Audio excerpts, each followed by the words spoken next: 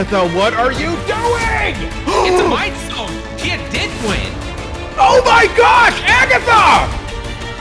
Casanova says Agatha. Tia just shrugs. Yeah. So none of the decks actually can have Nimrod in them. But that doesn't mean that you can't get one generated off of an Agent Coulson. This is not good for Raven. Yeah. He hits the Nimrod on the throne room. The Shang-Chi makes even more. Oh no. Bishop's gonna go 3 times. Oh yeah. Oh Wait, he's getting one more. He's getting one more from the last flip. no. He's getting 2 more. Yep, here we go. That's enough. That's enough by 1. Right? Wow, perfectly done. Unbelievable. Point. Wow. It's crazy how powerful this deck can be versus Thanos. You're getting so much free. Look at the relief. The relief on Jeff's face there. Ego takes the wheel. They both snap.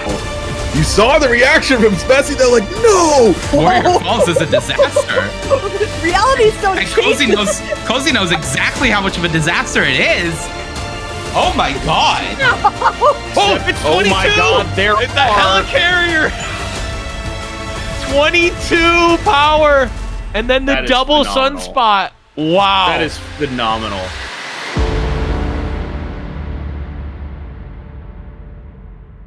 Hey everybody, welcome back to coverage of the Infinity Gauntlet brought to you by 983 Media. And we are back, baby. Murray Bartholdi here, joined by Mani Devuti, and we are down to the final 6 players in this tournament. Mani, how you feeling? I'm feeling great. We have had a massive patch, and that's kind of shaken things up. Fortunately, the players got to resubmit, so it feels like we're getting a fresh start, Maria, and that's really exciting. Absolutely. Players got to bring new decks here. We are starting in the losers bracket here. We're in round number 4, down to the final 6 people. Let's take a look at what's happened so far in the tournament by checking out our bracket. Still alive, FreddyBabes, Cozy, Dera, Specimen, Casanova, and Jeff. And remember, Jeff is waiting in the finals for an opponent, but whoever gets to Jeff is going to have to go through Casanova first, because Casanova is there staying in the losers bracket finals waiting for an opponent. So we've got to get Casanova an opponent before we can give Jeff one. So we're down here in the lower bracket, and our matchup is going to be FreddyBabes versus Cozy. Let's take a look at these deck lists. Let's start off with FreddyBabes. I love this list, Mani. Bounce. Yeah, it feels like this bounce deck is definitely picking up steam. We saw Jeff Hoagland bring bounce actually pre-patch and absolutely dominate through the winners bracket, still up there undefeated with that bounce deck. So the archetype has definitely got legs, and looking at the list that Freddy brought, a little deviation. Jeff was on the Darkhawk plan, no Darkhawk here in Freddy's list, instead going for just a normal, almost Zoo-esque style with Valkyrie and America Chavez as your late game. And Bounce is a deck that is not only picking up popularity now, but is going to continue picking up popularity as it gets some new tools in the upcoming season. So it's pretty cool to see the impact that maybe Jeff bringing Bounce to the previous portion of the tournament had on Freddy's deck choice. I know, man. I'm refreshing my store. Kitty Pryde, show up for me, baby. Killmonger, though, in this list. Tell me about that card's role. I think it is, one, cleaning off some of the things that you don't want sticking around on the board, like the Hood or Bast. But also, because you have Beast and Falcon, you could, in theory, clear up your side of the board, use Killmonger to clear up what your opponent has, and then redeploy your 1-drop. So it's just a powerful tool to have in order to either create board space or just be an answer to what your opponent's doing. And you have ways to dance around it, so it's not that much of a liability in this deck. Yeah, and it could prove to be pretty important based on what Cozy has decided to bring here. Surfing Stones is the name of the deck. We're playing Thanos, and we're playing Silver Surfer, Mani. Yeah, definitely not something that I've ever seen before, but taking a look at this list, it kind of makes sense. You see a somewhat typical Silver Surfer build. One of the big notable cards missing is rude, but Thanos is in there, and the stones actually add a nice dynamic to the deck of being able to fill out the spots on the curve that you don't normally see a Silver Surfer deck being able to address. When the deck is almost entirely 3-cost cards, you don't have a 1-cost play that often. On turn 4, you play 3 and you float 1. On turn 5, sometimes you have to play a 3 and float 2. So this deck uses the stones to fill out those spots on the curve, which actually creates for some interesting dynamics as you think about what those turns look like. I really like to see Negasonic Teenage Warhead in here as well, one of the newer cards that Cozy decided to bring. What role do you think that card's playing in this deck, Monty? I can see a few interesting combos with it. When you play it with something like Mr. Fantastic or Storm, you can threaten to lock out a lane. Essentially, if you go Storm and then you drop a Negasonic Teenage Warhead in there with priority, whatever your opponent plays will get destroyed and you lock up the lane. One of the coolest combos I see in the deck actually is Teenage Warhead plus Professor X. If you play Teenage Warhead and essentially disincentivize your opponent from playing to that lane, you can play this Professor X you have and lock it up. And it feels like in a lot of situations, your goal is lock up one lane first and then try to win a second. Okay, that sounds awesome. I'm excited to see this match, everybody. Let's get down to it.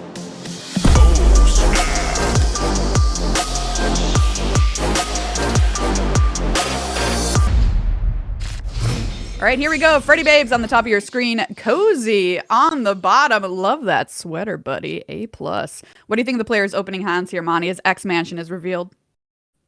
Cozy's Thanos inclusion is doing exactly what he's hoping for. It's filling up the spots on the curve that would otherwise be awkward, and Mindstone still the greatest at doing that, considering Cozy will find 2 more stones to work with. So this hand is good. Of course, it is missing some pieces, no Surfer, not some of those tools, but we're going to see Thanos continue doing what it does. No explosivity that we've seen with Quinjet in the past, but I think Cozy is happy with the start. All right, Cozy going to draw a couple of cards off that Mind Stone. No play there from FreddyBabes. Nidavellir, the location here in the middle. Freddy's play throughout this tournament has been so impressive to me as well, Monty. Yeah, both players have just been playing excellently, and one of the big notable cards that Freddy has in this hand, that Killmonger that we talked about, this card is going to do a lot for cleaning up these stones that Cozy has, but it is disincentivizing Freddy from playing some of these 1-drops, so I wouldn't be surprised to just see Freddy play something like a Bast here. It would be a little negative on your Mysterio, but it is buffing everything else. Yeah, so, absolutely. Giving Mysterio, the other Mysterio some power. Exactly, and I like this from Cozy, getting a little aggressive, but I think Freddy is happy with this considering he has the Killmonger to help clean up some of what Cozy has presented up. Yeah, that's a snap from FreddyBabes here, kicking off this match with a just definitive snap in game number 1, and there's the Bast, like you mentioned, pumping up the rest of the cards in the hand, and Killmonger about to have a field day here. Yeah, and with not having priority here, Elysium popped up. So it's a big question here, how many stones Cozy will commit to the board here. Because if Cozy goes too many stones in and Freddy just has this Killmonger not having priority, everything Cozy will have done so far will feel somewhat negated. So big turn coming up for Cozy of how many stones you will actually choose to devote onto the board here. Oh, it looks like it might be a lot, Monty.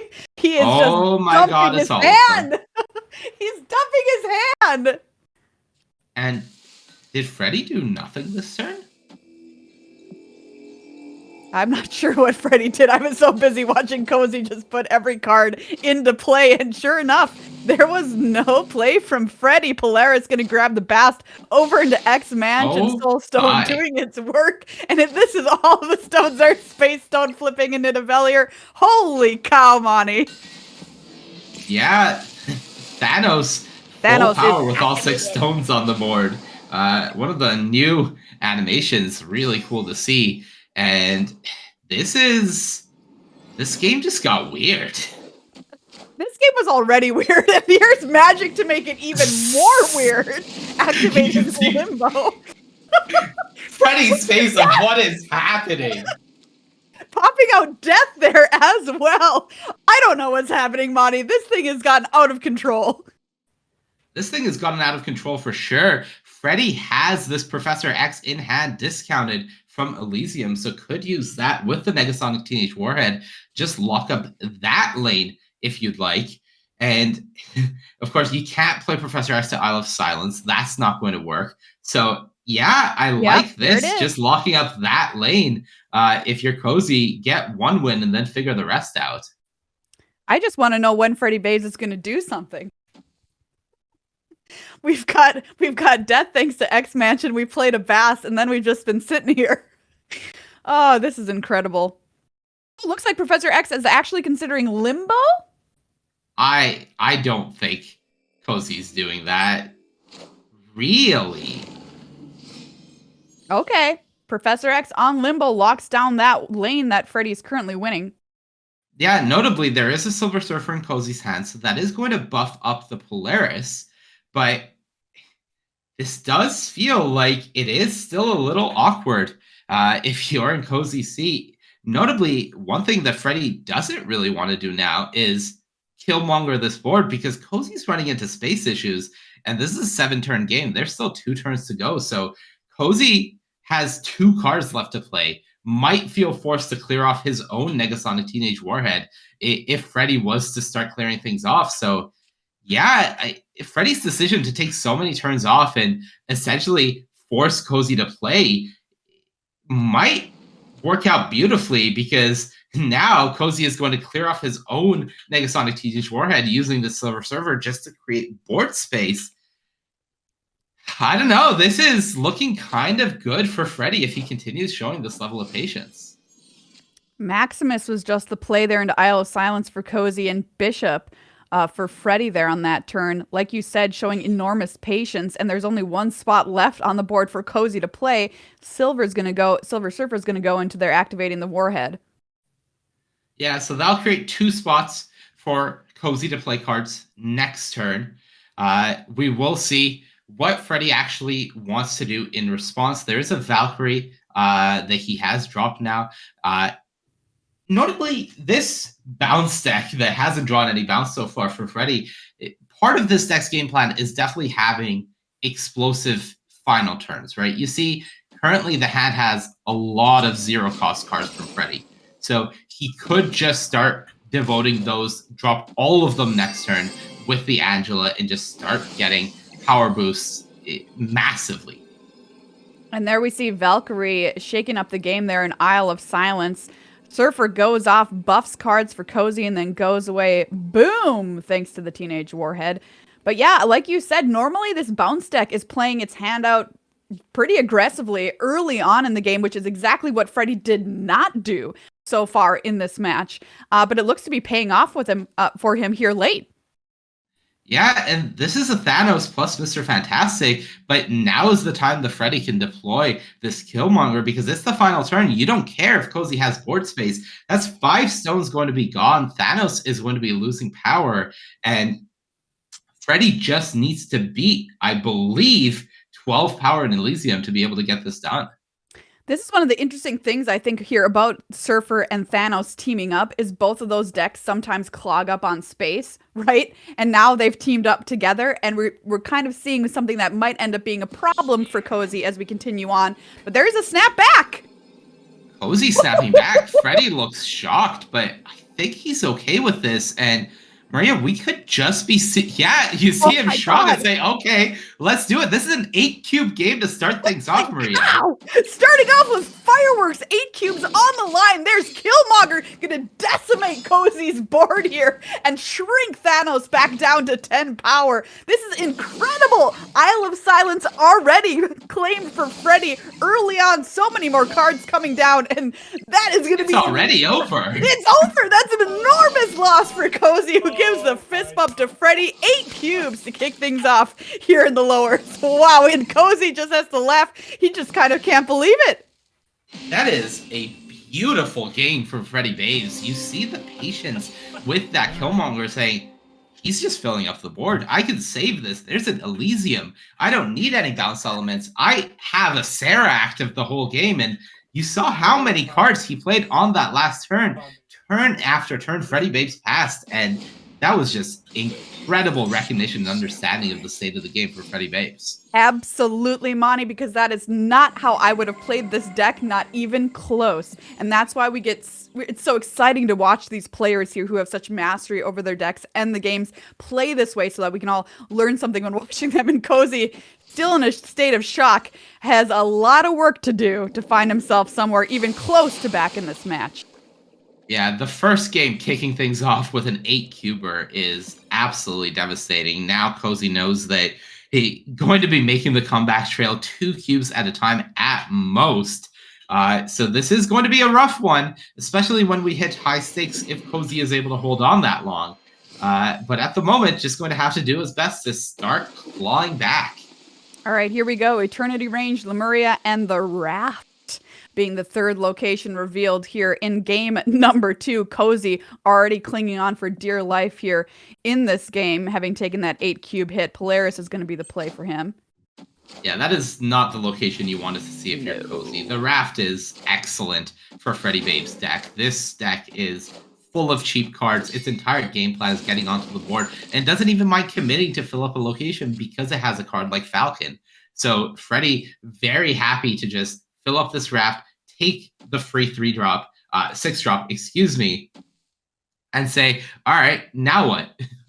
This is interesting here. Cozy thinking about where he's going to put this Killmonger to maybe do some cleanup, but Freddy's already going to have 4 cards there. Choom, the Raft goes off. Everybody on it. Leader is going to be the card that pops out. Killmonger cleans up a little bit on aisle 5, but the damage is already done. Yeah, and continuing to deal damage, Iceman, increasing the cost of Silver Surfer, that messes up a lot of turn 6 plays that Cozy would hope to have. Now would really need Time Stone next turn in order to potentially have that Surfer plus 3-drop turn 6 that you would expect to see from this deck from Cozy. So things continue becoming more and more awkward. And for Freddy, I think there's an interesting question of when you fire off this leader.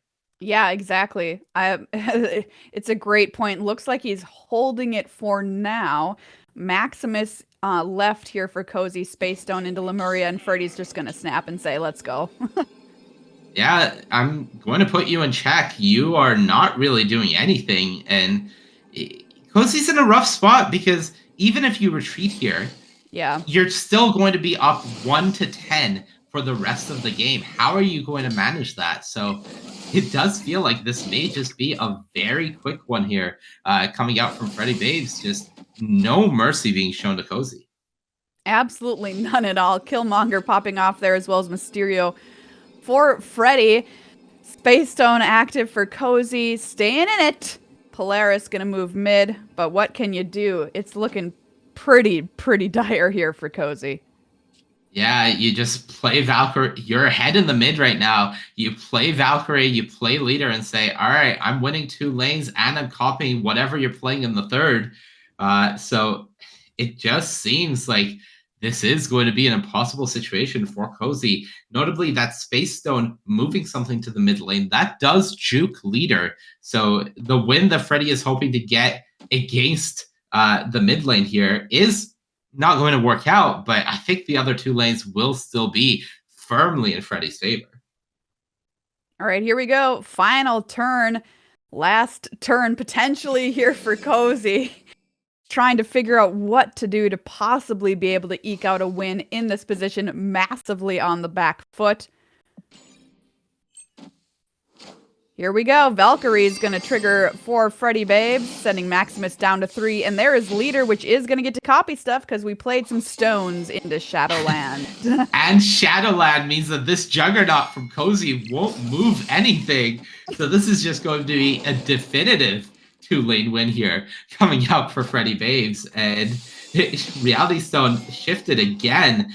But I think that's all she wrote. Freddy getting it done in the quickest possible time, Maria. 2 games. Absolutely incredible stuff from FreddyBabes, taking it down there over Cozy, who gives a salute and says, good luck to you, my friend, as we continue on here in the Infinity Gauntlet. Monty, some really surprising stuff that match. Yeah, normally we see the bounce deck doing some really cool things when it's able to beast, when it's able to falcon, get that cost reduction, and really reuse some of their mechanics.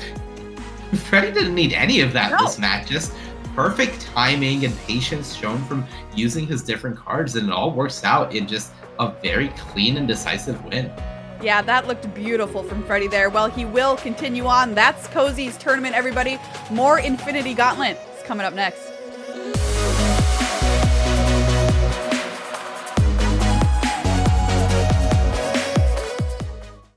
Oh, Monty, you know, casting a Snap tournament's really awesome, but you know what I miss doing on a Saturday morning? Lay it on me. Watching Saturday morning cartoons. Oh, I miss those too. I loved getting up on Saturday morning to watch cartoons. What was your favorite cartoon? It has to be X-Men, the animated series. Come on, that theme song. Awesome. But you can't just watch a cartoon. You need to have an awesome snack while you're watching the cartoon, right? Yeah, Maria, my personal favorite was just grabbing a nice bowl of cereal and some milk, curling up on the couch, and watching those cartoons for hours. Well, have you heard of Magic Spoon? What's Magic Spoon? Oh, you have? Maria! Magic Spoon only has 4 to 5 grams of net carbs, 13 to 14 grams of protein, and 0 grams of sugar. It's been my go-to snack. Hey, that sounds awesome, actually, because that's a ton of protein, and normally you can't get that from cereal. Yeah, I have been so happy with it. Do you have a bowl that you're eating right now, Monty? Maria, I'm glad you asked, because I've got a bowl of their delicious peanut butter flavor right here. Incredible! What are the chances?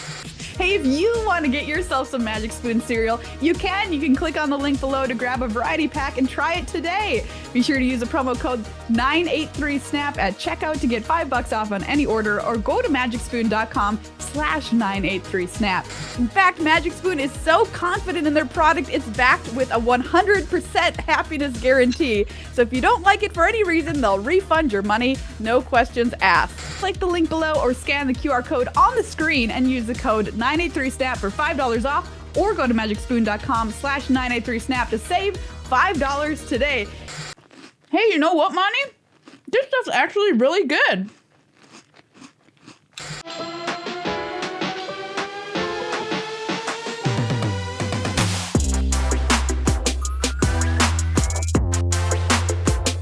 Hello and welcome back to the Infinity Gauntlet presented by 983 Media. My name is Monty DeBooty. I have the pleasure of being joined by KM Best. KM, how are you doing? I'm doing great. I can't wait to jump into this game. We have a matchup between DeraJN and Specimen in the losers bracket that should help determine who's going to end up in the losers finals.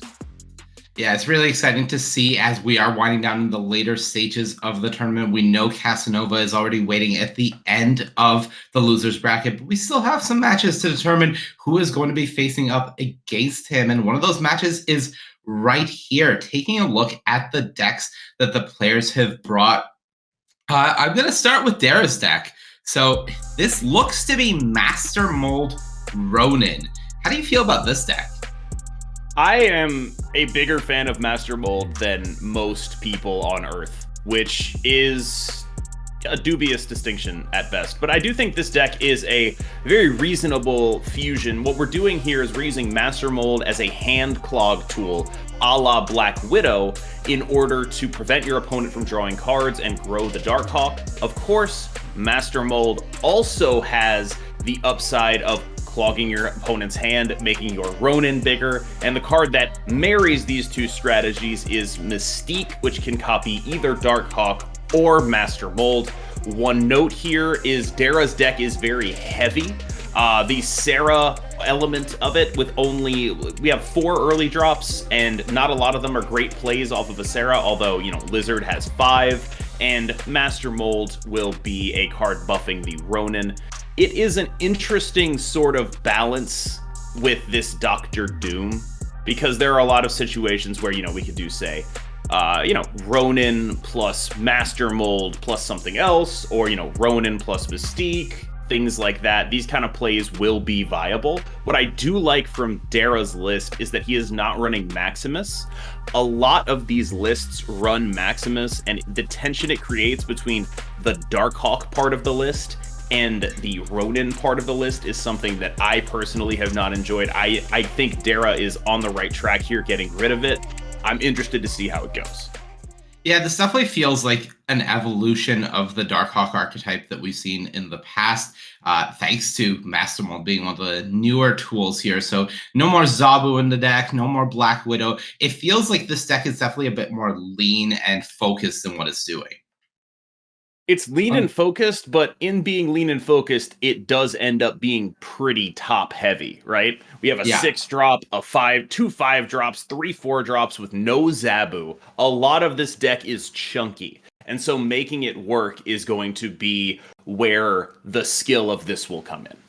Yeah, and as you mentioned, heavy emphasis point on the Sarah. Now, something that may work out well for Dera here is on the other side, we have Specimen's deck. And if we're talking about chunky, well, Specimen's deck is essentially Electro Ramp. So taking a look at this deck, no early drops, really. Again, we have 3 cards that cost less than 4, and this deck is about as chunky as it gets. This is a disturbingly chunky deck.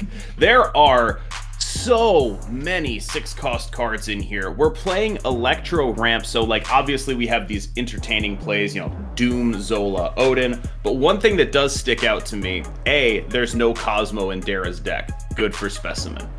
B, though, is that we only have Electro as a reasonable ramp unit here. I've seen a lot of these versions of the deck that have just Electro, and my personal preference would be to have at least one other ramp card in there, usually Wave, so that we can, especially with something like Dr. Doom and Odin in the deck, so that we can actually get these cards onto the battlefield early, because there's a decent chance that if we don't draw Electro, we are going to be very clogged up in the hand. Yeah, you've seen versions of Electro Ramp in the past that either use Wave, Psylocke, even Zabu, just to at least try to get down maybe your Wong early and give you more power turns after that, or your Shuri. So the fact that this deck really only has Electro, a bit problematic. How important do you think this Goose is going to be in this matchup, considering we talked about the other side being chunky as well from Dera? I think the Goose is actually pretty slick, because the reason he only has one Electro here is because he has, this alternate plan of, Wong into Nimrod into Destroyer on the Wong, which sends the Destroyer going off twice, creating multiple Nimrods. Yeah, he what he's doing here is locking down the board. So he has Goose and Storm to lock down the board, and then he has Nimrod, Dr. Doom to make those lockdown locations favorable to him. And I think that can play well, but I think it runs a little hot and cold. Yeah, considering there's a few different combos in this deck being put together. We have Panther Zola, we have Nimrod Destroyer, we have Odin and Wong with not that many things that are giving value normally. There's Dr. Doom, but there's no White Tiger. There's not multiple avenues for that combo to work. So it does feel like, as you mentioned, the deck could sometimes put together the wrong pairs of cards. So I think the only way to find out is go right into the match and see who comes out on top between Dera and Specimen.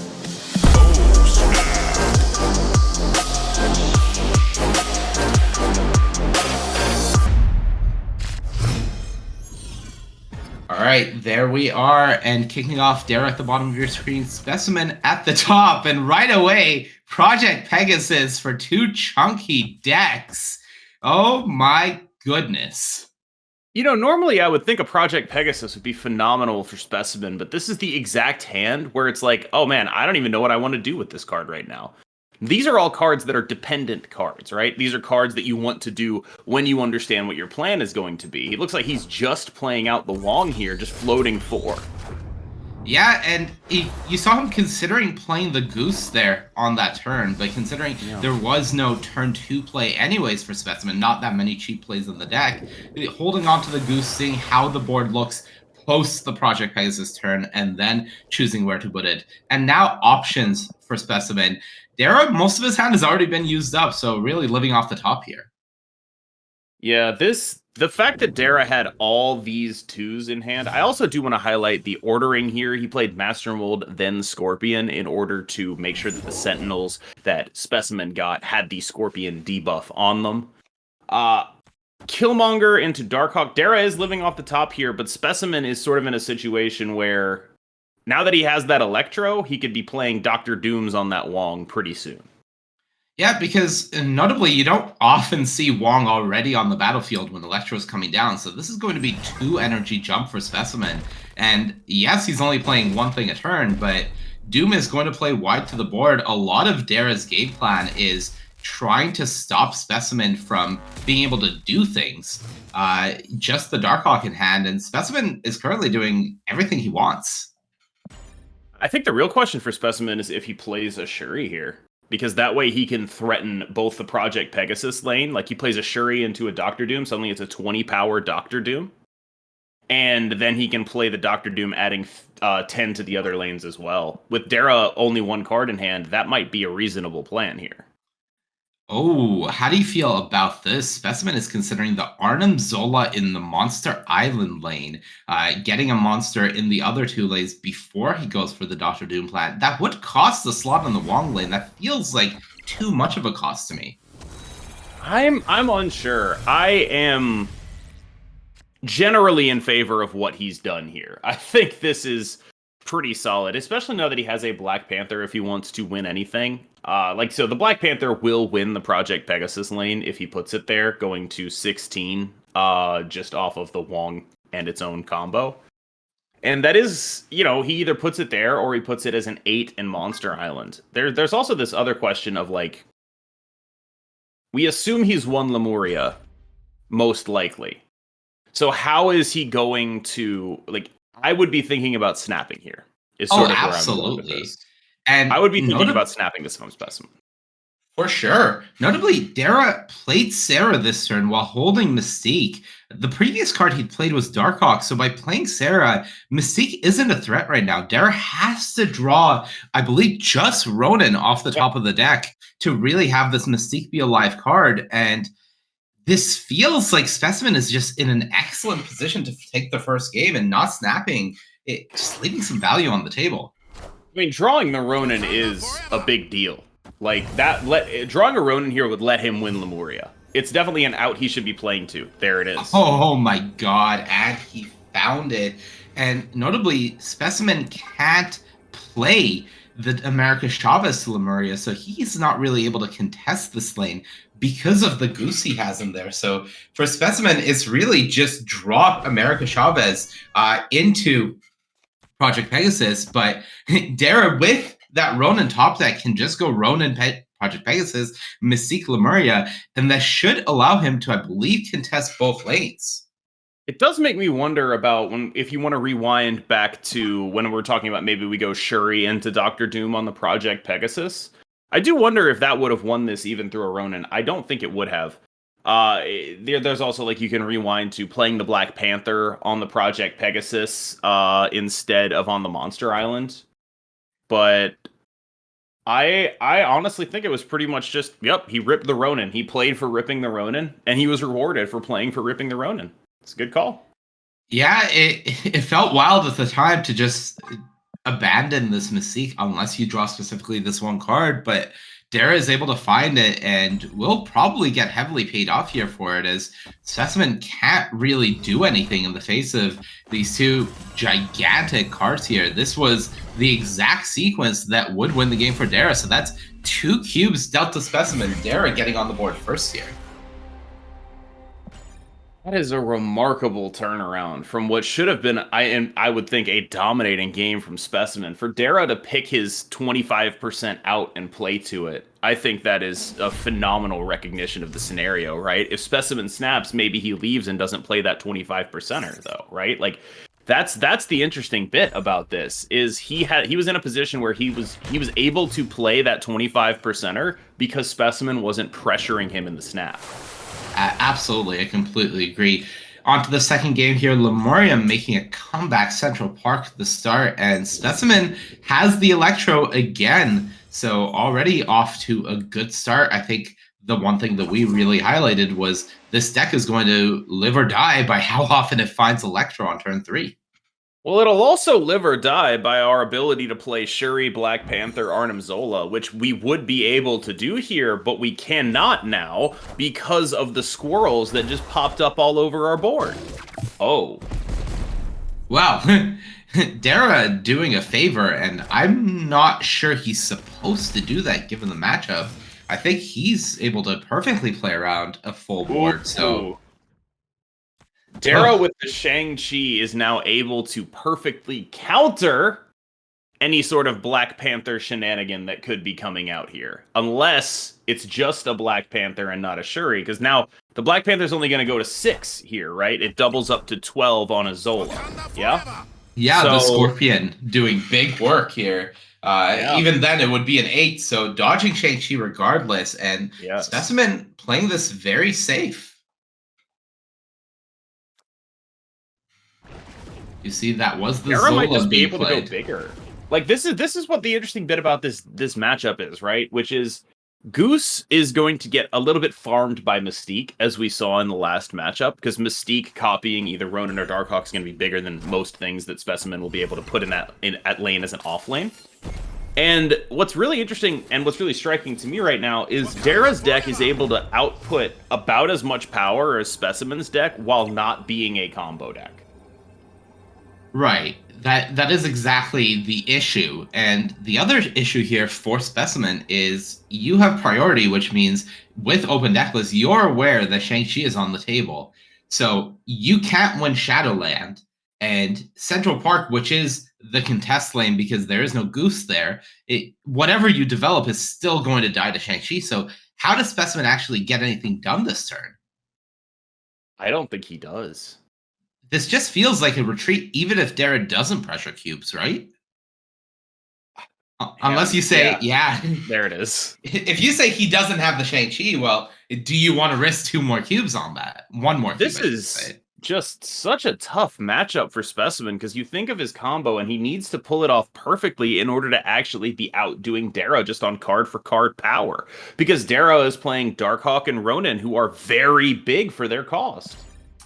Yeah, I feel like this is something we also haven't seen so far from Specimen, is the Nimrod part of this deck seems significantly better suited in this matchup against Dera than the Black Panther part. And so far, Specimen hasn't drawn Nimrod. We've seen the Destroyer, but no Nimrod to go with it, and this was one of the issues we highlighted.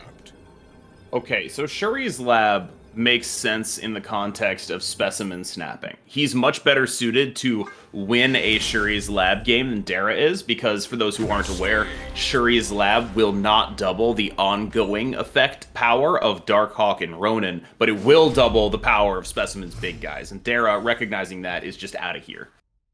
Yeah, I think between the 1-2 punch of Shuri's Lab and having the Electro in hand, Specimen was happy to try to get the free cube there. Job done, so closing the gap by a little bit. We are 1 round away from high stakes, and once again, Specimen has found Goose on turn 2, Electro on turn 3. This time, the Nimrod follow-up is there. But he's missing, like, he's going to need specifically Destroyer to pull it off, right? Because what he's missing, like, if he tries to do the Zola Nimrod stuff, once again, there's squirrels everywhere. Yeah, and this time there is no Killmonger in Dera's hand currently to bail Specimen out from these squirrels. Central Park making a second appearance of the match. Just so annoying. Oh, Onslaught Citadel is so bad for Specimen. That just means Darkhawk or Ronin win that lane. So that lane is won by Dera, right? But, or not, Specimen's considering opting to storm it instead of playing the Electro, like, just because of how bad telling. a lane that is. That is an awful lane for him to see.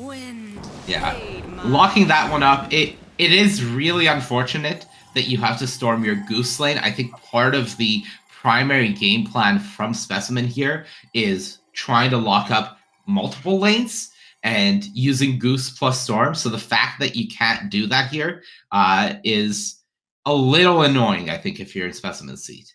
Here's the horrifying bit. Dera has a Doctor Doom in hand.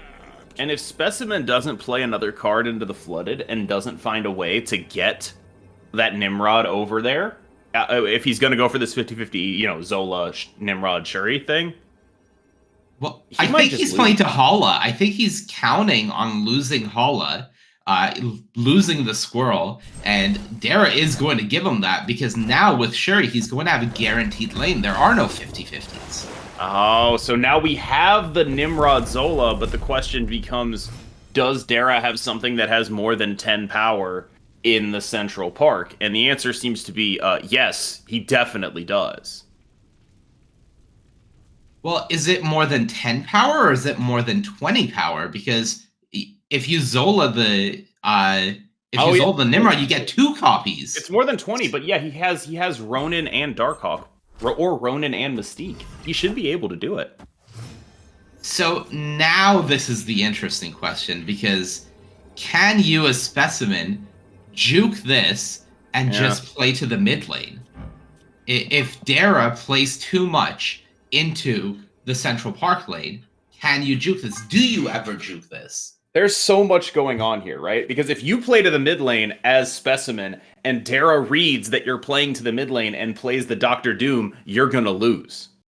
But you also have to be thinking about, like, Dera, by playing the Ronin on Central Park, is clearly saying, I am prepared for your Arnim Zola. That is a clear message that was sent. Like, I am playing the Ronin here because I know that I need to beat 20 power on this Central Park. I know that you are going to go to 23 at most.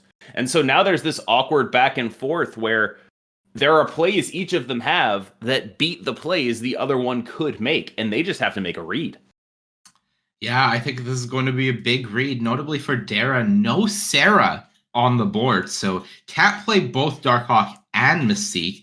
The best you have in terms of combos this turn are Darkhawk Master Mold, but otherwise, it is just going to be this decision of where do you play?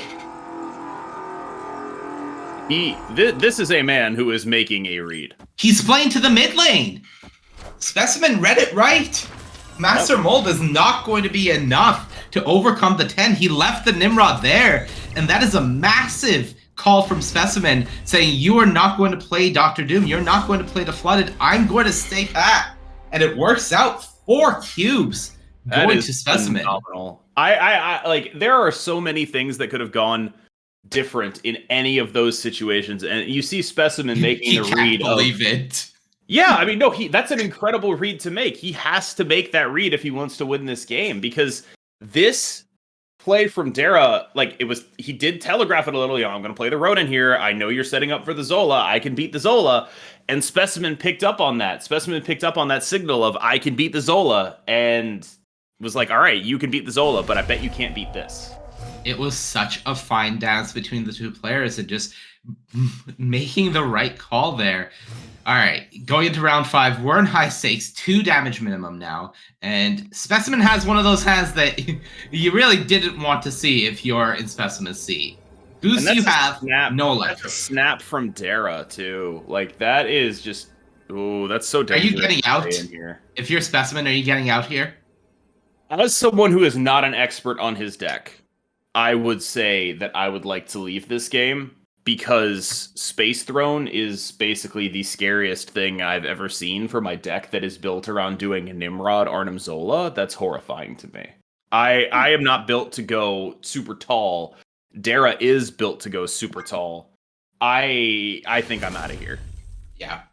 Dera probably has what could be the best Space Throne deck in the game right now, right? You have between Darkhawk and Ronin, you are going to win Space Throne. I mean, between Darkhawk and Ronin, percentage of the time, and Shang-Chi, you have a lot of options on Space Throne. Dera, once again, the aggressive snap. He has a great hand here, though. I can't argue with this. And now we're seeing the Specimen hands where, Specimen's in for it. We're seeing the Specimen hands where we don't have the ramp, and we really need the ramp. And, whatever life total advantage Specimen had going into this game, it's gone. So if this game goes to completion, one player is dying, as both players only have 5 cubes to work with. I mean, this is just a great hand from Dera, in my opinion. This is one of the best possible hands he could have. Ooh, Dera shakes his head there as he sees the Sentinel that he added to Specimen's hand come back over to his hand off of the Daily Bugle. The Specimen is very close to being locked out of new draws for the game, and the hand he has right now isn't really getting the job done. Oh god, Master Mold is so good against this deck.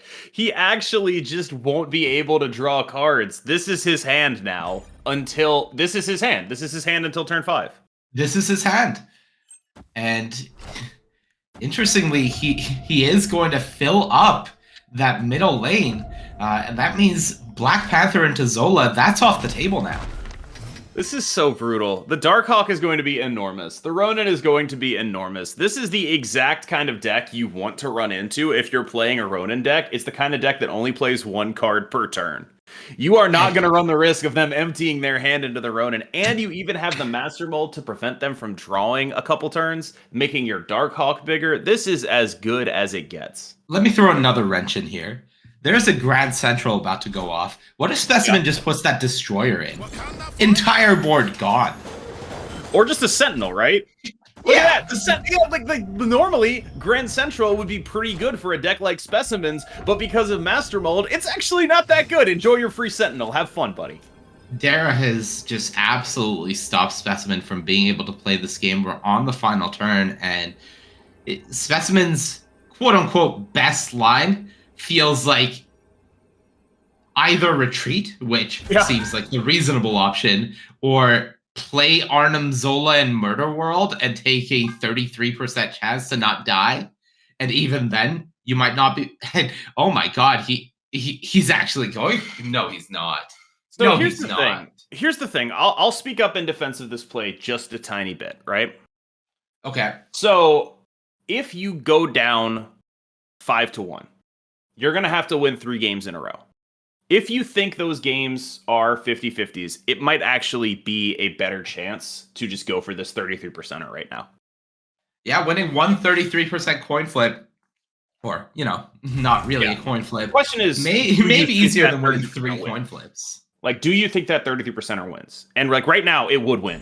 And I honestly kind of think that, like, in this situation, you might just have to recognize that, like, yeah, you're a little down.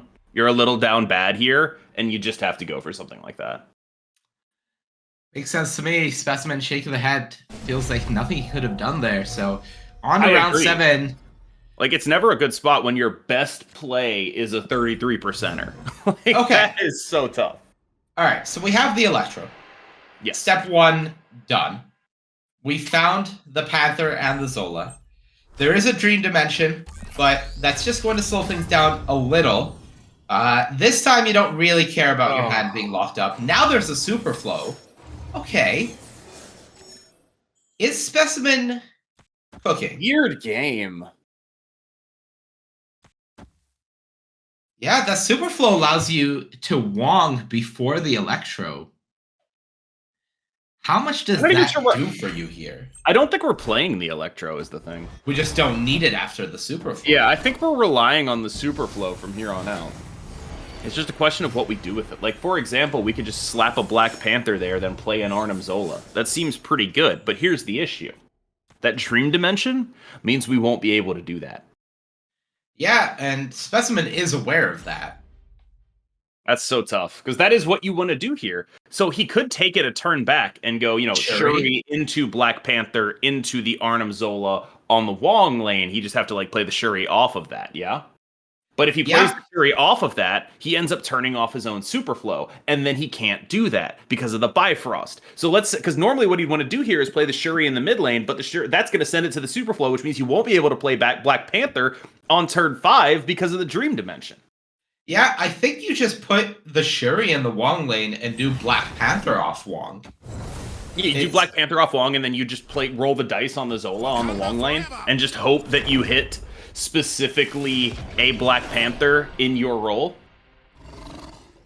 Yeah? Yeah. Like, that's, like, we are once again in a place where we are coin flipping Black Panthers here. That's what's happening. Because this is the plan. This is the game plan that Dera does not really have an answer for other than Shang-Chi. And you just have to be like, all right, well, you don't have that. You do not have that card. It is not real. And Nimrod off the top presents interesting options as well now. Because suddenly, by playing the Nimrod this turn, potentially for Specimen, you are presenting another threat. So now Dera has to be considering, can Specimen do things with this Nimrod rather than this Panther?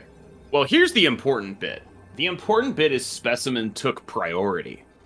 Now, Dera can't... He did draw the Shang-Chi. He can't Shang-Chi the middle now. Or he can Shang-Chi the middle, but, you know, he has to think about it a lot, right? What he'll need to do in order to win this game is to Shang-Chi one of the other lanes without priority. With priority, he could have Shang-Chi the middle, prevented Specimen from doing this at all. Yeah, and this goes back to a couple of games ago where it was a dance, because if Dera just, let's say, plays Shang-Chi in Superflow, and Specimen goes America Chavez in Dream Dimension, this wouldn't work out. But this time, Dera has the read, and Specimen plays right into it. I do think this is just what you have to do. You have to be like, nah, Shang-Chi's not real. That's how I win this game.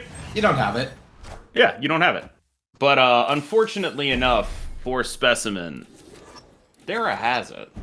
Yeah, this time it's not going to be enough, and that is going to be sort of what we expected. We expected Dera's deck to be so heavily favored in this matchup just because of how the cards line up, and it does ultimately play out that way. The Shang-Chi was there. Hold on. Tiebreakers. Wait, it's a tie. The Wong plus Nimrod tie the Shang-Chi. Hold on a second. That's a Deadpool. Okay. Okay, Specimen and I, when we saw the Shang-Chi came out, we made the exact same, well, I guess we lose here face, right? And then that took everyone by surprise. The players, the commentary team, and probably not the like 5 geniuses who are watching this who were like, no, it'll be a tie. Shout out to you. I know you exist. I know you're there. That Killmonger made all the difference. Dera put it in a lane where it had no impact. It would have made a tie against an America Chavez, but oh, that is okay. All right. Well, we are in a new game, and there's a Carmitage. The face Specimen just made is an accurate one. His deck wants to double power in order to do things like that. We are really, really, really needing to get off of the Nimrod plan here, because we shuri that Nimrod, it goes to a grand total of 6. Yeah, Specimen is at a point where step 1 needs Black Panther off the top. Black Panther with the Carmitage on the board would get a lot done here for it. Shuri would also, I think, be a fantastic draw here. There are a lot of cool things Specimen's deck can do with a Carmitage. There's a reason he plays Wall. All right, step 1 for Specimen, remove the random element. Oh. Expansion gone. Dera drew the Shang-Chi, which means a lot of those cool things that Specimen can do with the Carmitage are exactly the kind of things that can die to a Shang-Chi. All right, Shuri, there it is. That's so not now what he wanted, though. He wanted a Panther. He wanted to do Panther into Zola here. That's what he was praying for. He had his fingers crossed for the Panther. He wanted Panther into Zola. Now he's in a situation where he's looking at like, okay, I can fill all the lanes up with Nimrods, maybe. Yeah, Nimrod plus Quadruple Destroyer. Does that do anything in this spot? I mean, it gets you 15 in the Carmitage, and it gets you 12 everywhere else. Well, correct me if I'm wrong, but I don't see a Rock Slide in Dera's hand. Yeah, it might work. So, but I do see a Doctor. Here's the thing, though. I do see a Doctor Doom in Dera's hand. Ooh. So, in a normal scenario, you'd be like, yeah, I guess that's what we do. But with the benefit of seeing Dera's hand, this is a play that can never win. But I don't think that means... Wait, what are we doing here? I don't think so. It just has to be the Nimrod play. Like, retreating is the same as losing. You have to at least make the play. And Specimen ends up on... We're looking at Nimrod into Destroyer. So we're going to have 13 because of the Scorpion on the Carmitage, and then 12 everywhere else. All right, well, let's see how it goes for Specimen. And there's a Korg, so it's not going to add more power than Dr. Doom, especially because of the Comertage. So I think this is just deterministically done in favor of Dera. But we said that last time and missed a key detail. Ooh, he's looking at the Zola here, which is that even better? I don't think it's better than just playing the Destroyer, worse, right? Isn't it the same? Like, as I understand the Destroyer interaction, it'll go off 4 times here because there is... Yeah, okay. So we're making a bunch of dudes. All right. I am unclear on where they will all end up at this point. There are going to be a lot of Nimrods showing up here. I'd like to find out. But the maximum possible, even if they all filled up every spot on the board, is 12. Is we would not be beating either of these lanes from Dera in the flooded location or the vault. Yeah, that's really the unfortunate reality is you fill up a lane with Nimrods, and that is 12, so... Specimen just making him sit through it. Look at the Destroyer. A symphony of destruction, if you will. This is wonderful. This is fireworks and Specimen going out in style. I think we can more confidently call it this time than the previous game. You gotta love it. You gotta love it. Just fantastic stuff. Victory. All right, well, Specimen composing himself after a little bit of emotion there. A very sportsman-like reaction from Specimen. You know, sometimes you hit him with the good game. You don't show the pain behind the good game. You cover up. You put the mask on. Great game. And that honestly was, I do think that for a deck that I thought was so unfavored in the matchup, I think Specimen performed admirably. A lot of that was that big 4-cube win that he got early, and that tiebreaker win just, like, that came out of absolute nowhere for me. So I was super impressed with how that worked out for him, for a deck that I thought ran into some, like, outside of any deck with Cosmo, that might be the worst possible matchup you could run it. 100%. You could see, normally you would believe that a deck like Electro Ramp deck, like the one the Specimen brought, would have a lot of his choices laid out. There wouldn't be that many decisions to make, but multiple times Specimen was put into a position where he had to make a call and ended up making the right call every time. And it was just the closest of margins and ultimately the unfavored matchup that got him. I do want to say something about Dera's play, because Dera made a couple of absolutely fantastic plays. Like playing the Sarah early to wait on the Ronin draw in game 1, that won him 2 cubes, and it was basically the only way he was going to win those 2 cubes. That was fantastically done from Dera. I don't think there was a single play Dera made during that entire game that I think was like in any way wrong. We might have just seen a man play a perfect game of Marvel Snap. Like there were some judgment calls that were like pure 50-50s, right? But I'm pretty sure he just made the optimal play in almost every scenario. And I'm really, really, really impressed by how he played there. Fantastic stuff. Well, that is us saying goodbye to Specimen, but Dera will be moving on through the losers bracket, and we are going to be back with more losers bracket action right after this. Don't go anywhere.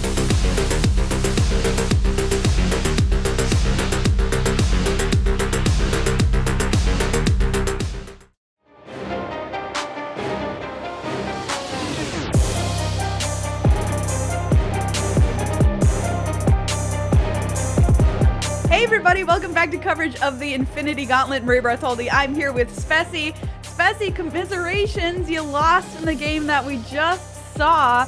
I do appreciate you putting on the jacket and taking off the Spider-Man costume, though, I have to say. But how did that match feel to you when you were playing it? I did consider bringing the Spider-Man costume, but I thought I'd come a bit more professional. Yeah, it was a tough match. I was pretty unhappy with how the RNG went. I was feeling quite confident going in. Dera, I wanted to get revenge on quite a lot because he actually knocked me out. I flew all the way from London to New York City just to get knocked out by Dera. So I was hoping this was my chance to get revenge. Unfortunately not, but I am coming for you, Dera. Next tournament, I'm knocking you out. All right, Dera, you're on notice. Spessy is going for you next time. But let's talk a little bit about Dera's deck because the winner of this match, we're going to watch Dera versus FreddyBabes, plays Casanova in for the lower bracket finals. And Dera, you played against this deck. Spessy, how do you feel about it? Yeah, it's very interesting. Obviously, we didn't have that long to submit these decks, about 24 hours, which meant that a lot of stuff was quite spicy. Dera had a few different decks in mind and last minute decided to stick with the Master Mold deck. Not a card many people will be familiar with, but as you saw against me, if you don't play many cards, this guy can really clog up your hand, prevent your opponent from drawing cards, and has really interesting synergy with Ronan as well. He's just got like lots of nice control cards mixed in there as well with Shang-Chi, Killmonger, and it's just overall a very solid deck. Bit of a weird build though. Like cards like Scorpion instead of Zabu. You'd usually expect to see Zabu in here. After my game with Dera, he was like, I'll be honest with you, there was supposed to be a Zabu here, but I kind of forgot about it, and then the deadline had already passed. So I don't think he's perfectly happy with it, but you can see it's still a very strong deck nonetheless. Absolutely, that is fantastic insight. You know, sometimes you just forget about Zabu. Let's take a look at FreddyBabes' list here as well. This is a cool bounce list that has some unique innovations here, playing Valkyrie in there and Killmonger as well. What do you make of this list, Spessy? Yeah, Freddy definitely very inspired by Jeff Hoogland's deck from the tournament earlier on. Jeff really impressed a lot of people with that deck. In fact, I lost to it myself. And Freddy wanted to go for it himself. However, he had a slight problem. He is not a Dark Hawk owner, Freddy. He is missing quite a lot of these Series 4 and 5 cards. No Thanos, no Shuri. So he was quite strapped for options and decided to go for this bounce deck, but put his own little twist on it. Valkyrie, a very good card. However, there's a big problem with Valkyrie. She's not very good into these ongoing cards such as Devil Dinosaur. And Dera has two of those, Ronan, Dark Hawk, and even Mystique. Valkyrie, unlike Shang-Chi, is not going to be able to deal with those cards. All right, well, let's find out what happens, everybody. It's time for Dera versus Freddy here in the lowers.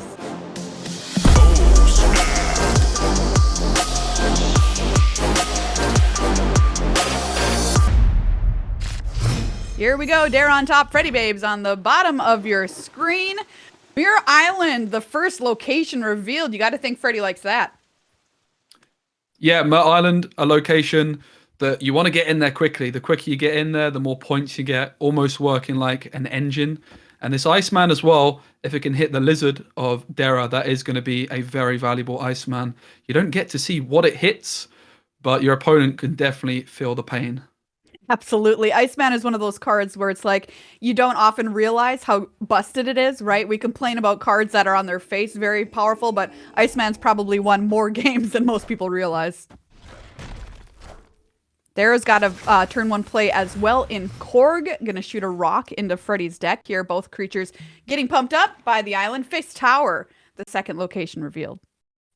Yeah, and that Iceman is a sniper. It does hit the lizard.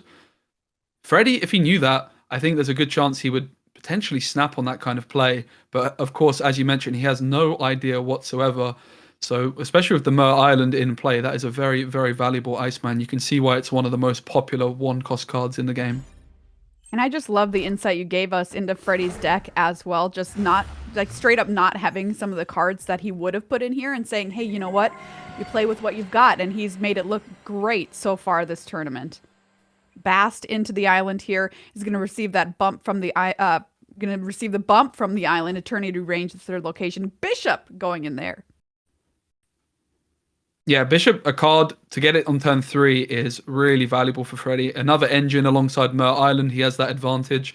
He's getting 1 point extra per turn in Mer Island. Bishop can be pretty lackluster if you draw it later on, so he's going to be very happy to see that Bishop down nice and early. And here comes Master Mold, not a card we get to see very often. A new Series 5 card. And now Freddy suddenly has 2 Sentinels in his hand. Yeah, Master Mold here from Dera. Is Freddy too upset about getting those 2 Sentinels?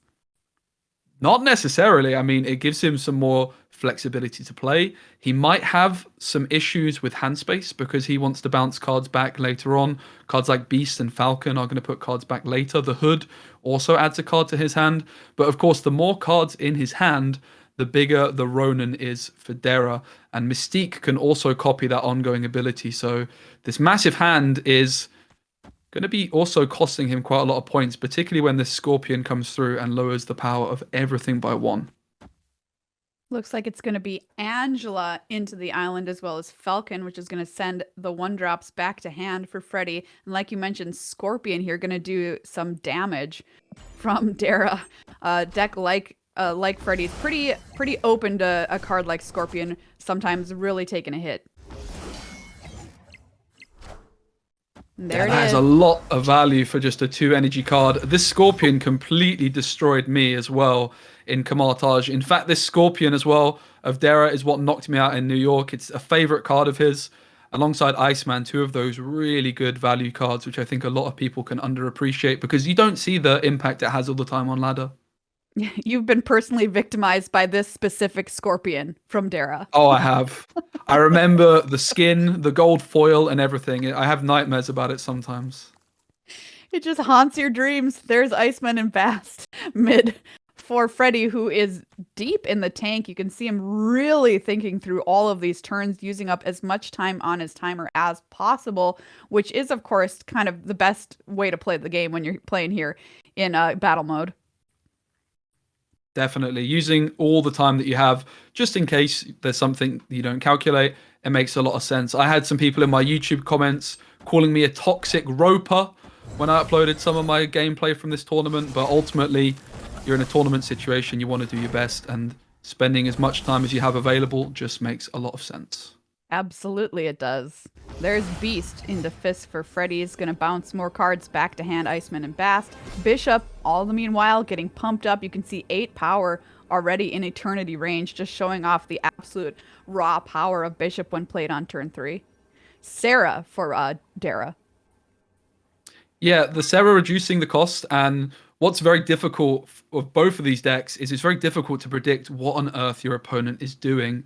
The bounce deck, it just has so much going on, it's hard to track. The cost reduction of Beast.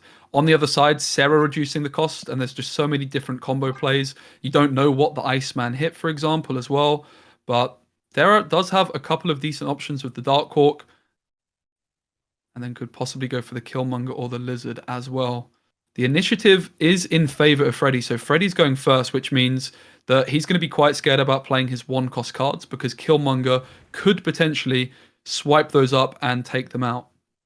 Yeah, it looks like Darkhawk Killmonger is what the play that Dera is currently considering, which could put a hamper on Freddy's plans.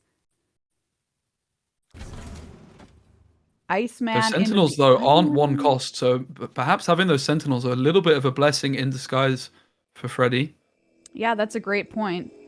And our Hood's not so much of a liability thanks to Bast, though there's a question about playing that.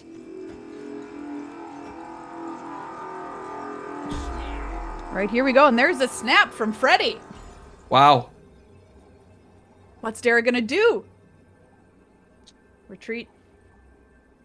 That is a brave snap from Freddy with the fact that Dera has that Killmonger available.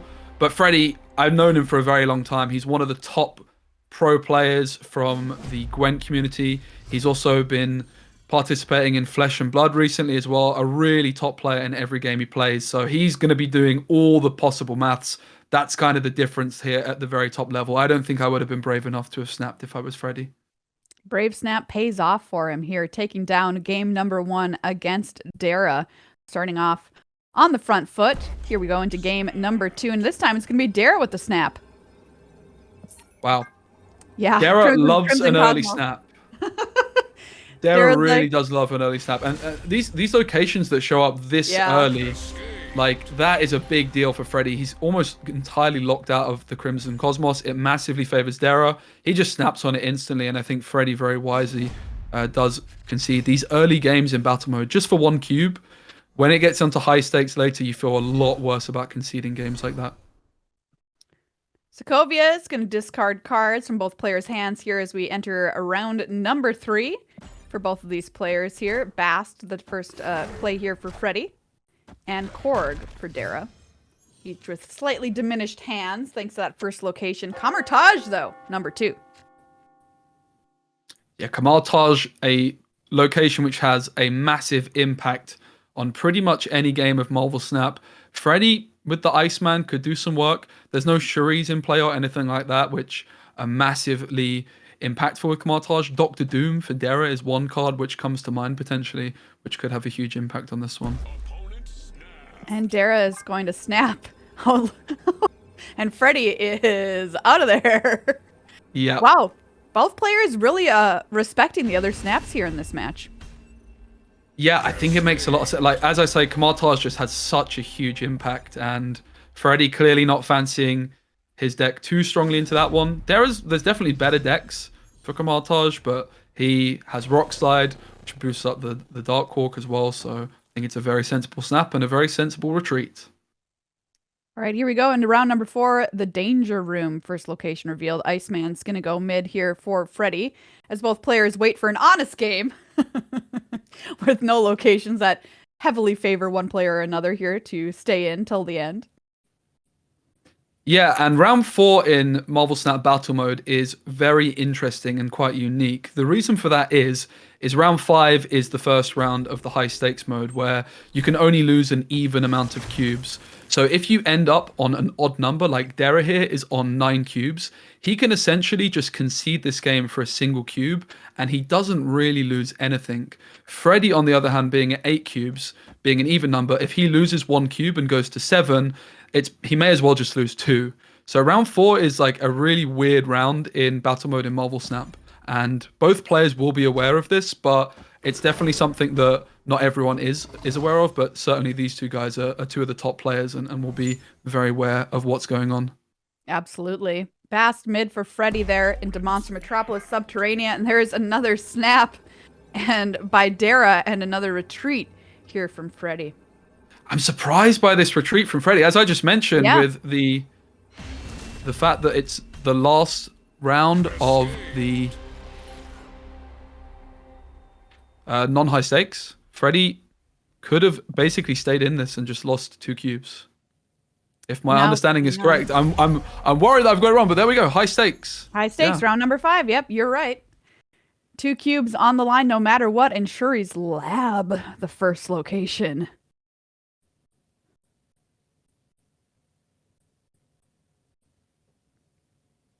Taking a look at both players' hands here.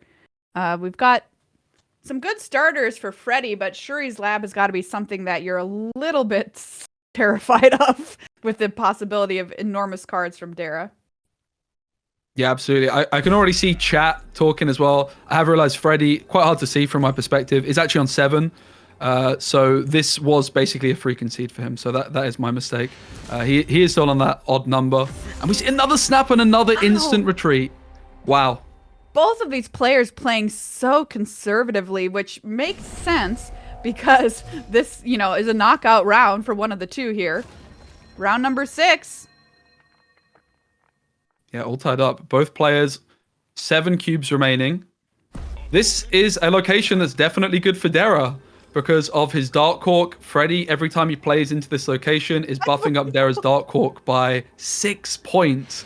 So much snapping and retreating back and forth. God, there was another snap and another retreat from Freddy. Unbelievable. We have yet to see a match like this so far in the tournament. Round number 7. Let's go, guys. Can we get a game here, please? Tinkerer's Workshop is going to show off first. Oh, God. How does this change things for the players? Well, Tinkerer's Workshop, pretty low impact one. Obviously, Dera not actually having a card to play, so Freddy with the slight advantage early on. But also that extra bit of energy we saw in Freddy's game against Cozy. A lot of the time, he doesn't need as much energy as other decks do. So it might not prove to be really impactful. Quantum Realm is going to favor Dera again with his ongoing abilities. Ongoing abilities aren't impacted by Quantum Realm. He doesn't snap on this one, though. Interesting. No play yet from Dera here as Angela is starting to get underway there in Tinkerer's Workshop from Freddy. We had Hood and Iceman in there netting a demon and smacking something in the face there in Dera's hand. Death's Domain, the 3rd location. Gosh, these locations have just been wild.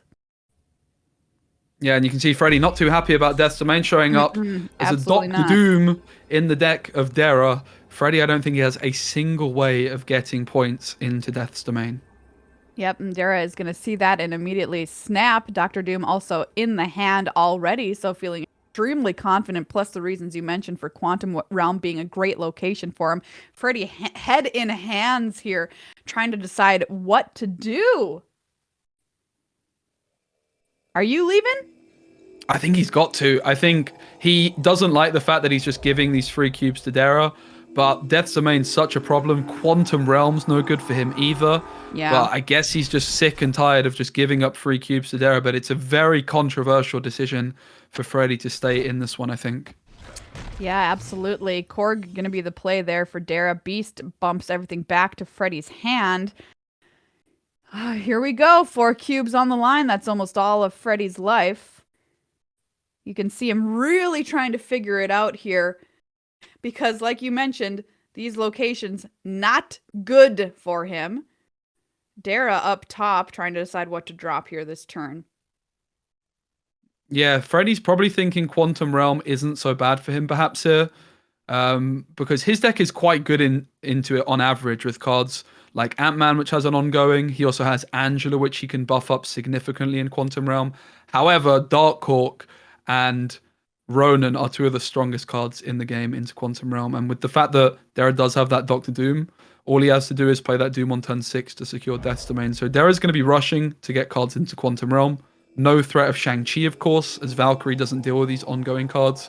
And I think this is a huge factor so far in this matchup, that Valkyrie instead of Shang-Chi. Okay, we can see FreddyBabes loading up Quantum Realm here to pump up Angela and Killmonger to clear away the debris. Runs out the timer. Rock Slide into Tinkerers for Dera there is going to pump up Freddy's deck. Here we see the power of Angela in a card like in a location like Quantum Realm for sure. Yeah, certainly. And Freddy very sensibly deciding to play his 1-cost cards into Quantum Realm and then kill them with Killmonger to free up space while also getting a bunch of Angela value. He can do something similar here with the Falcon and Demon. Just keep buffing up that Angela as much as possible and hope that he can secure Quantum Realm because he's going to be feeling like he also needs to win Tinkerer's Workshop. However, for Dera, if he does want to win Death's Domain, he is going to have to commit a Doctor Doom on turn number 6, which isn't putting that many points into Tinkerer's Workshop. Dera drawing Shang-Chi for the turn here as well. Yo, Shang-Chi, wow. That is going to be pretty disastrous for FreddyBabes Angela.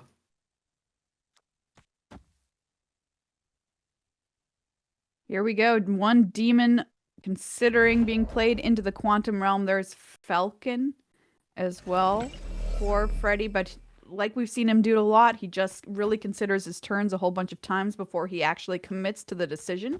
Something I could learn from. Me too, honestly. It's not a race, Bartholdi. Certainly not in a high-stakes tournament either.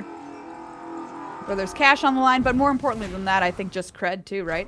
Yeah, definitely. Both these guys are going to really wanting to win this whole tournament. No doubt about it. There's Mysterio does count as being played, so it does die in Death's Domain. No way of getting that to stick there.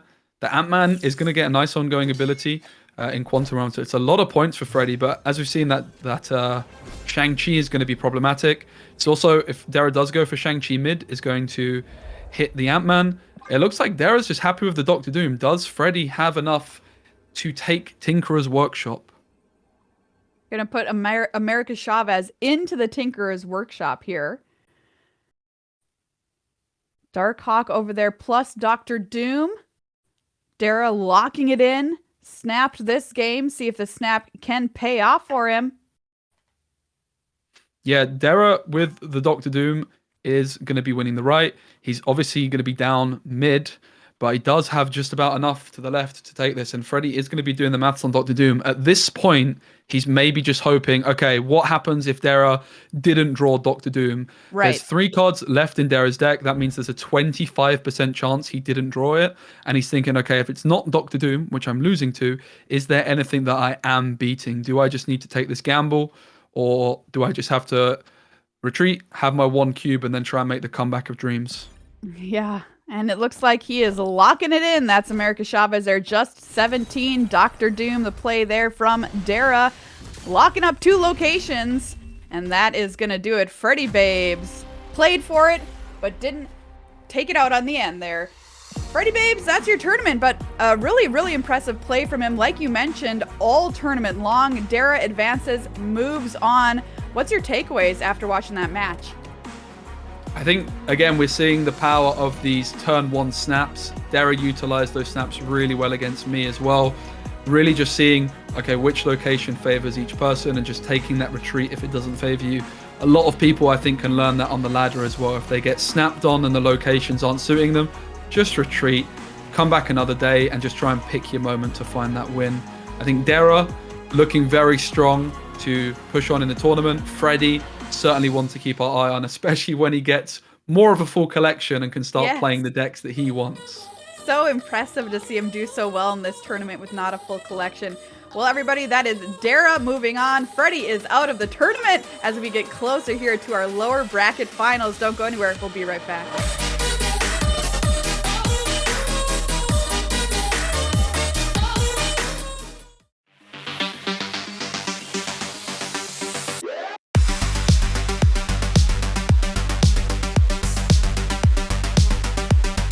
Hello, welcome back to the Infinity Gauntlet presented by 983 Media. My name is Monty Tabuti. I have the pleasure of being joined by Spessy. Spessy, how are you doing? Hi, love it to be here. Doing really well, thank you. Excited for this losers bracket final game. The winner of this into the grand final against Jeff Hoogland. Very excited to see who comes out on top. Yeah, and before we get there, let's just remind ourselves how the tournament has gone so far. Of course, we are going to be watching Casanova against Dera, and most notably, this is a rematch of the upper bracket semifinals, where Casanova came out on top against Dera before ultimately falling to Jeff Hoogland and dropping down to this losers final. Dera, since that loss, has had a pretty smooth run. We saw him in the losers bracket, unfortunately, start off by knocking you out. Can we not talk about it? Can we not talk about it? All right, let's just skim past it. That happened earlier this morning. Then we just saw Dera come out on top against FreddyBabes in a very unique match. A lot of retreating in that one. But I think this match is really about who can come out on top and make it back to that winner's bracket, go into that final and face off against Jeff. Absolutely. I think on paper, when you look at the players, I think Dera's got to be the favorite, considered one of the best players in Marvel Snap. However, the deck lists, I think you certainly would favor Casanova, and of course, Casanova did get the edge over Dera already once, and there's no reason he can't do it again. Yeah, so it is notable that we are in the losers bracket, and since that matchup they faced in the winners bracket, we have had a massive patch. We had new deck submissions, so everything that has happened up to this point between the two players not really in effect anymore. Right now, it's all about this match. So looking at the deck list, as you mentioned, we'll start with Casanova's deck, and I think this is the standard, most typical deck we sort of expected post-patch. Shuri didn't get hit that much. How do you feel about that statement? Yeah, Shuri nerf was, well, she wasn't nerfed. There was a couple of small nerfs in there. Red Skull now 13 power, which does have a big impact on Taskmaster. I think a big one is Taskmaster no longer copying Red Skull if Red Skull is destroyed. She-Hulk also lost a point. But this Shuri list is not the one that I think Dera would have been fearing the most.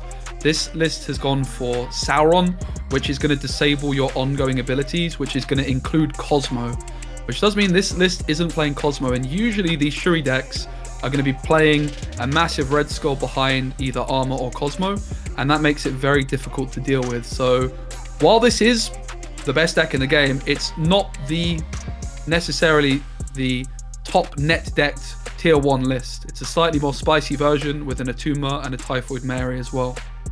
Yeah, so definitely more variety in the large threats you have access to. But as you mentioned, that Sauron may be backfiring a bit as we look at the deck list from Dera on the other side. We've already seen this deck in action, and it has looked extremely impressive.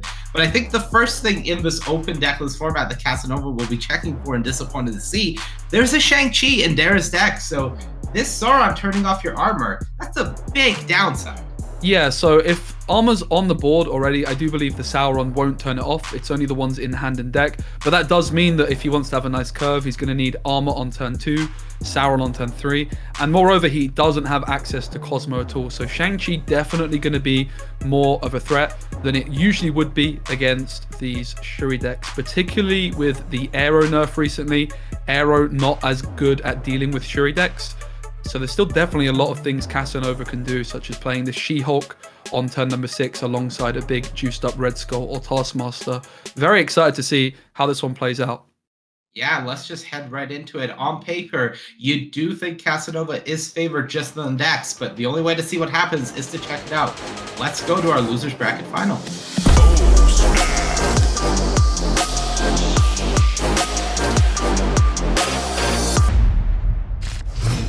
All right, and Dera against Casanova. Dera on the bottom of your screen playing this Master Mold Darkhawk Ronan the Accuser deck.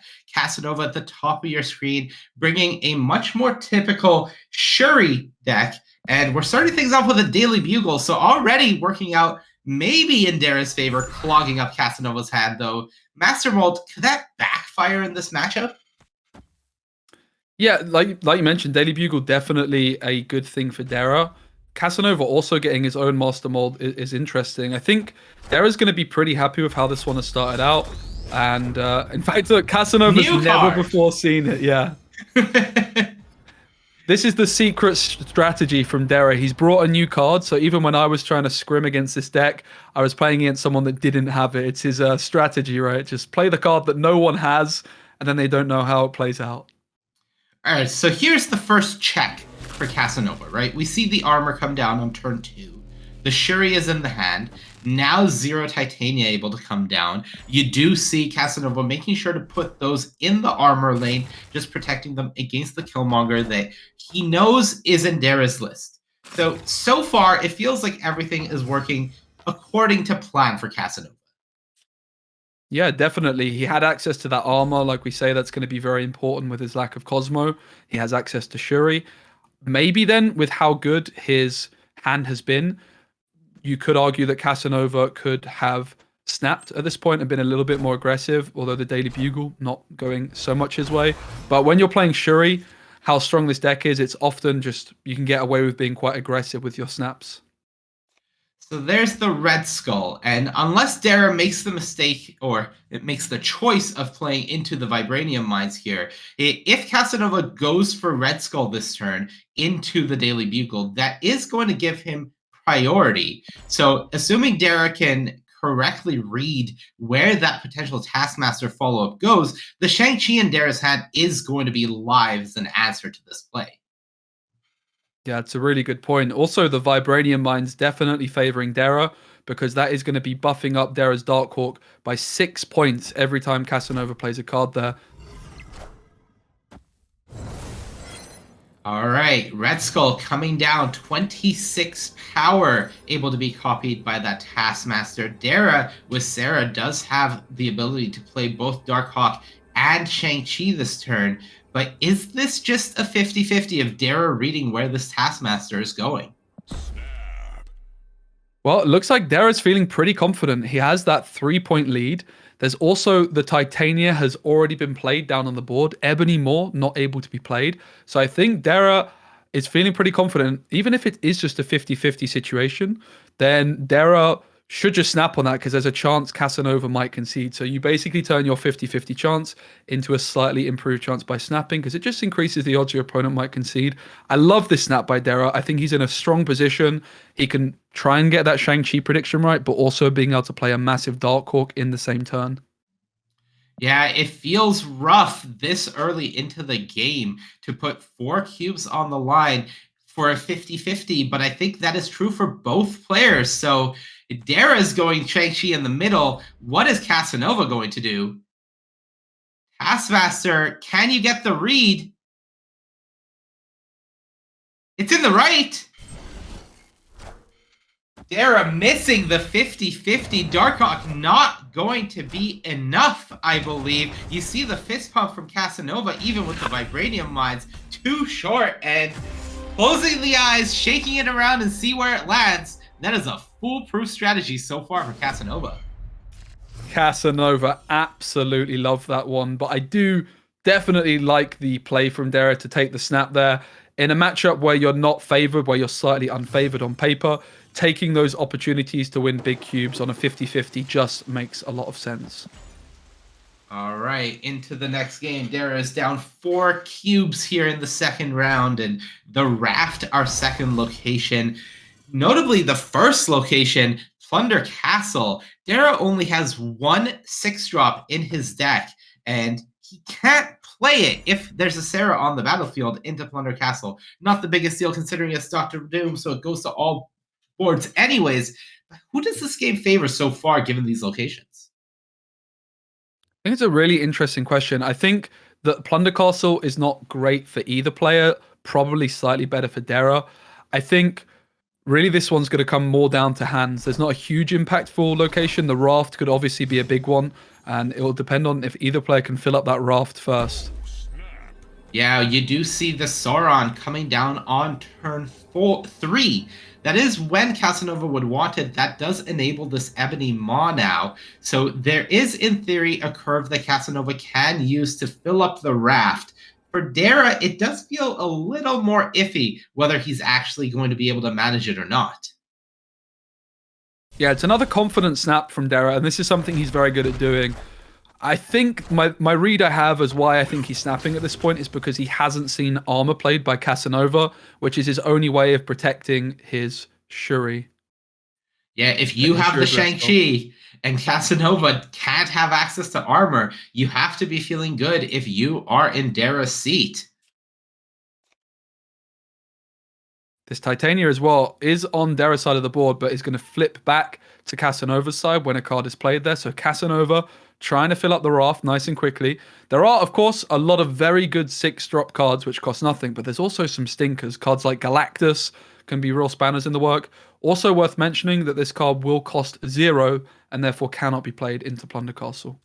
Yeah, it is a 6-cost card, but it won't cost 6. So Dera making the choice to play Ronin here. Killmonger, of course, very appealing to clear off this Titania Maw and most likely deny Casanova the ability to get the Raft, which is why I think there is merit to it. But it's awkward because you do turn off your ability to go Ronin this turn, Mystique plus Killmonger next turn. Yeah, I think it's a really good decision from Dera. This Raft going in Casanova's favor would be a real lottery going into turn 6. And just switching it off, but also denying the Taskmaster. This is a brand new change. In the previous patch, this Taskmaster would still have copied Ebony Maw. It does no longer. Dera taking the 2 cubes. Yeah, this is a nice comeback hit from Dera. That Killmonger, yes, it makes for some awkward turns until Dera drew that Dr. Doom. But notably, it shut off everything Casanova was doing, and that is just too much to overcome. Now, this is a hand from Casanova that I would expect us to see a turn 1 snap for. You see the armor, you see 0 into Titania. The only thing really missing is Shuri, right? And there it is. You have to snap this if you're Casanova. Yeah, I think being aggressive with your snaps is one of the most important skills in Marvel Snap. Casanova, though, wanting to play it safe, which is also understandable when you're in a good matchup, just not wanting to take too many risks. And this is an awkward board. Lechegia being flipped up. Darkhawk Mystique in Dera's hand. And right now, Casanova feels forced to play into it. If he wants to develop anything, Crimson Cosmos says nothing you can play this turn can go there. So Casanova, I believe that is another aggressive snap coming out from Dera now. And those are going to be some large Darkhawks for anything Casanova plays at this point. Yeah, it's a bold snap from Dera. He doesn't obviously have a very good play himself this turn, but yeah, I can certainly see the logic. He's certainly not afraid to snap when the locations are in his favor. He doesn't know how good Casanova's hand is. I'm surprised by the concede with Casanova considering the hand, but also understand that he just wants to play into locations which are favoring him. Yeah, that game just felt like it was too much of a bottleneck into locations that were in Dera's favor. So understandable retreat from Casanova. Getting away from that game with only 1 cube, perhaps nice. Now, we are here into round 4. Notably, this is the last round before we enter high stakes. For Casanova, no armor, so Sauron coming down may enable Dera to once again hit that aggressive snap that we have seen him do when he's got Shang-Chi and knows the opponent can't have armor to protect. Yep, Casanova on 7 cubes, Dera on 6 going into this round. Does mean that Casanova can kind of just concede this one and not really care. Dera, on the other hand, because he's on an even number of cubes at this point, there's no real value for him to pass at this point. He may as well just stay in it and see how it goes on, because he's going to be basically, there's no difference at this point in the game going into the next round between 5 cubes or 4 cubes. And that was a snap from Casanova coming out here. So with Dera knowing that this Sauron has turned off armor and Casanova has snapped, yes, he's going to snap back. He has the Shang-Chi. He knows that whatever Casanova plays here, if he plays this turn, is going to give Dera priority. Casanova, though, has She-Hulk Taskmaster, so no need to play this turn, which means no need to give Dera priority. Yeah, suddenly the stakes have gotten very high, but this is the power of She-Hulk. Just being able to hold your plays until a little bit later is going to make things very, very scary for Dera indeed. The priority, as you mentioned, is going to be towards Dera, so Shang-Chi not going to be an option. He's just going to try and get there with raw points. Yeah, now with the She-Hulk nerf coming out and with the Scorpion hitting, I believe these are going to be 16 powers that we're dealing with. 16 power from She-Hulk, 16 power from the Taskmaster is, if my math is correct. Monster Metropolis will bump whatever is there to 19, but for Dera has to make the read, is Casanova going to play the Stark Tower plus Metropolis, or is he going to go into Kunlun Metropolis, and that's what Dera tries to beat in Kunlun? I like the decision for Dera to just not commit anything into one of the locations. He just needs to stack as many points as he can. Who's going to have it? That's more than 16 to me. I've done the math, and I think so is Dera. So massive 6 cubes coming out, and Casanova down to 1 going into high stakes. This is huge for Dera. Yeah, that's a massive, massive victory for Dera. He found his moment. Casanova, with just 1 life left, is going to need to make the comeback now. All right, Collapse Mine is going to elicit a pass from both players on the first turn. And Onslaught Citadel, that's the location Dera would love to see. Feels like that lane is already lost for Casanova, considering the build that Dera has brought. So now it's a question of which lane can you win if you're in Casanova's. Yeah, if Dera could snap at this point, I'm sure he would. But of course, with the fact that Casanova only has 1 cube remaining, there will be no more snaps in this game. Casanova just going to be able to deal a maximum of 2 damage every single time. So he's going to need to get 3 wins on the bounce here. Yeah, and Mojo World, the last location to round us out in what could be here the final round between Dera and Casanova. The Shang-Chi is drawn. That was maybe the last question mark of whether Casanova could do anything in this game. And I think if the question was there before, it is not there now. It is looking like this may just go in Dera's favor. One thing that Casanova's going to be quite happy about here is the fact that Killmonger has come down for Dera already, allowing him to just commit these 1-cost cards into Mojo World. Killmonger, absolutely devastating as a final turn play into Mojo World, but that's not going to be a threat anymore. The Atuma does come down, nice and silent, so it's not going to kill itself, but look at the Sarah in the Citadel, absolutely filthy. Absolutely filthy indeed. Now, notably from Dera's hand, Sarah in Citadel currently is only enabling 2 plays. Ronin, Shang-Chi, Shang-Chi Darkhawk, Doctor Doom Darkhawk. It is still a choke point, so Dera's really hoping to draw something like the Mystique this turn to fully enable this hand. Now you can make 3 plays, and it feels like being the player that doesn't have priority here, this Shang-Chi is going to lock it up if you're in Dera's seat. Mojo World making things a little bit awkward for Dera. He's obviously wanting to get the most amount of cards into that location in order to win it. also wanting to play his Dark Hawk into the Citadel. Looks like he's made his decision, though.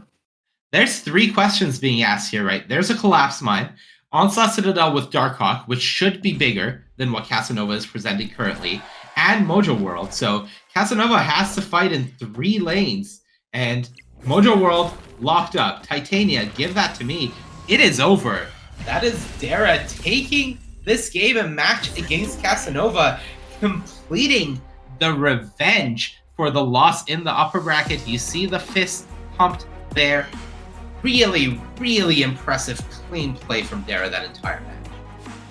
Yeah, Dera just found that moment. He was brave with his snaps, and he didn't back away when it was a high-stakes game where he felt like he had it. He did the maths, it checked out, and he has secured the bag, and he is going to be in the grand final against Jeff Hoogland. And I know he really badly wanted to make that final against Jeff after he got knocked out against Casanova. He was telling me all week, I want to get to the final, I want to beat you, I want to get to the final, and he has done it. Well, Dera is able to get the job done, but it is not over. Perhaps the biggest hurdle yet is the big bad undefeated Jeff Hoogland at the top. With 2 decks left, Dera has to overcome both of them to get the win here. That's it for us. That wraps us up for the day. Speci, thank you so much for joining me. All the finals action will be coming to you live tomorrow, so be sure to come back to check that out. We'll see you then.